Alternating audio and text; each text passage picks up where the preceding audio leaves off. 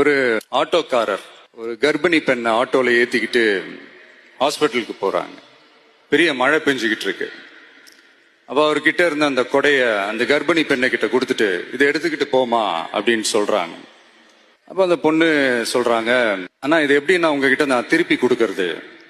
அதுக்கு அந்த ஆட்டோக்காரர் சொல்றாரு, வேற யாருக்காவது தேவைப்படுறவங்களுக்கு கொடுத்துருமா அப்படின்னு சொல்லிட்டு அவர் போயிடுறார். அந்த கர்ப்பிணி பெண் அந்த கொடையை எடுத்துக்கிட்டு ஹாஸ்பிட்டல் வாசலுக்குள்ள போகும்போது அந்த வாசல்ல ஒரு பெரியவர் மழைக்கு பயந்துகிட்டு அப்படியே கை கட்டிக்கிட்டு நின்றுட்டு இருக்கிறாரு.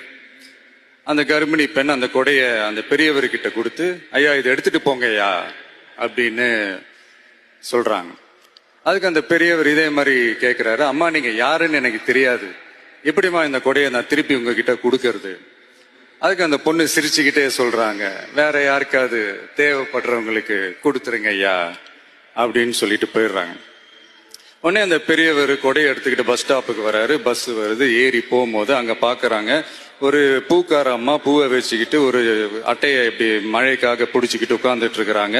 பெரியவர் போய் அந்த கொடையை அந்த பூக்கார அம்மா கிட்ட கொடுத்துட்டு அவர் பஸ் ஏறி போயிடுறாரு. பூக்காரம்மா அந்த கொடையை எடுத்துக்கிட்டு வீட்டுக்கிட்ட வரும்போது அங்க ஒரு ஸ்கூல் படிக்கிற பொண்ணு பேக் எல்லாம் மாட்டிக்கிட்டு மழையில ஓடி வர்றாங்க. அவங்க போய் அந்த ஸ்கூல் பொண்ணு கிட்ட கொடையை கொடுத்துட்டு, மழையில நனையாதம்மா இதை எடுத்துக்கிட்டு போங்க அப்படின்னு சொல்றாங்க. அந்த பொண்ணு தேங்க்ஸ் அப்படின்னு சொல்லிட்டு வீட்டுக்கிட்ட வரும்போது அந்த பொண்ணோட அப்பா பதட்டத்தோட வாசல்ல நின்றுட்டு இருக்கிறாரு. பொண்ணு மழையில நனைஞ்சுக்கிட்டு வரணுமே அப்படின்ட்டு.